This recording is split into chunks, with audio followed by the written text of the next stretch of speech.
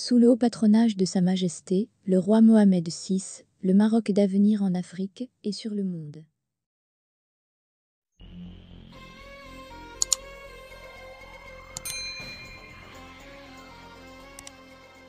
Un rapport parlementaire français écarte le risque de guerre entre Maroc et Algérie. La France ne croit pas à une confrontation militaire entre le Maroc et l'Algérie. La France ne croit pas à une confrontation militaire entre le Royaume du Maroc et l'Algérie. C'est, du moins, la conclusion d'un rapport parlementaire sur les enjeux de défense en Méditerranée. Les députés français, Jean-Jacques Ferrara, LR, et Philippe Michel Clesboé, Modem, ont remis leur rapport suite aux travaux d'une mission d'information sur les enjeux de défense en Méditerranée. La question du Sahara occidental et la rivalité entre le Maroc et l'Algérie, deux sujets intriqués, préoccupent les personnes auditionnées par les deux rapporteurs, dans un contexte d'escalade.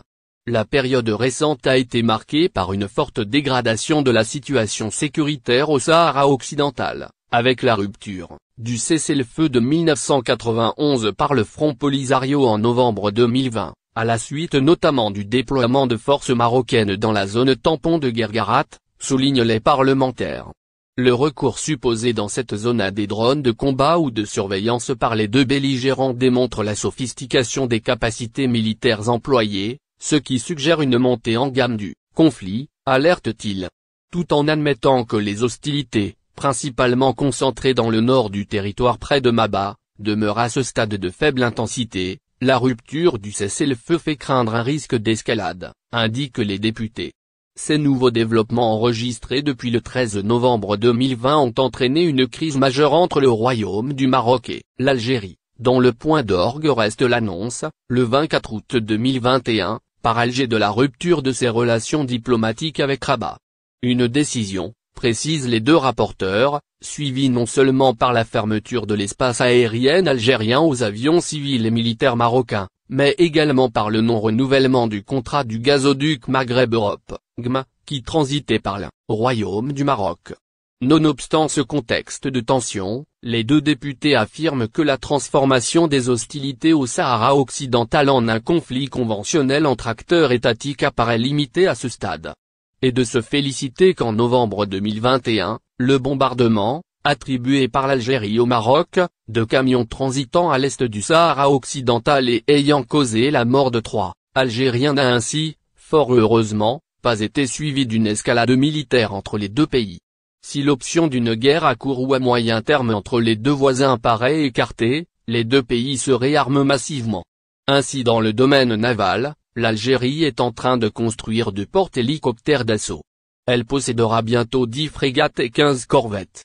En outre, elle vient d'acheter à la Russie 4 sous-marins supplémentaires, capables de tirer des missiles de croisière navale, a révélé l'amiral Pierre Vendier, chef d'état-major de la marine française, lors de son audition, en novembre 2021, par la commission de défense à l'Assemblée nationale.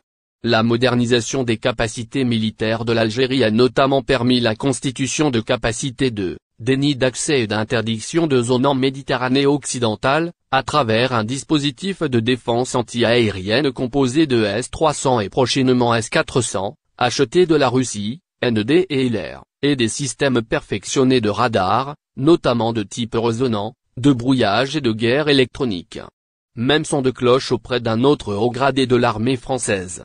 Le général Philippe Morales, commandant de la défense aérienne et des opérations aériennes, Kodawa, a ainsi noté que l'Algérie pourrait constituer une véritable bulle de déni d'accès dans le détroit de Gibraltar.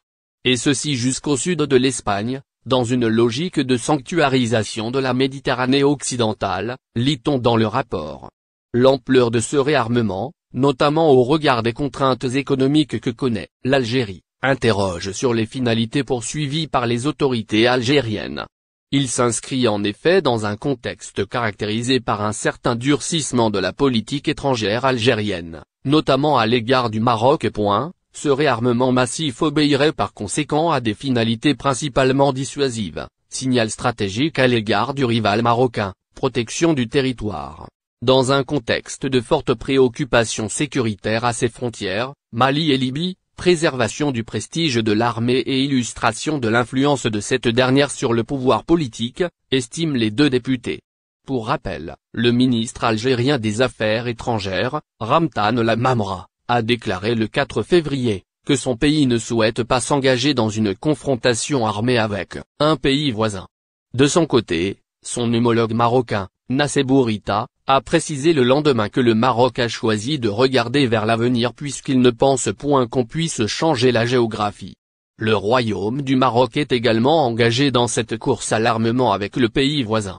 Le Royaume du Maroc a augmenté son budget de défense de 29% en 2021 et de 12% en 2022, 4,28% du PIB. Il s'agit du plus important effort budgétaire de l'histoire du Maroc en faveur de sa politique de défense. Outre l'acquisition massive de drones, les efforts capacitaires marocains portent principalement sur le développement d'un système de défense anti-aérienne, avec notamment l'acquisition du système américain Patriot et des missiles chinois FD-2000B.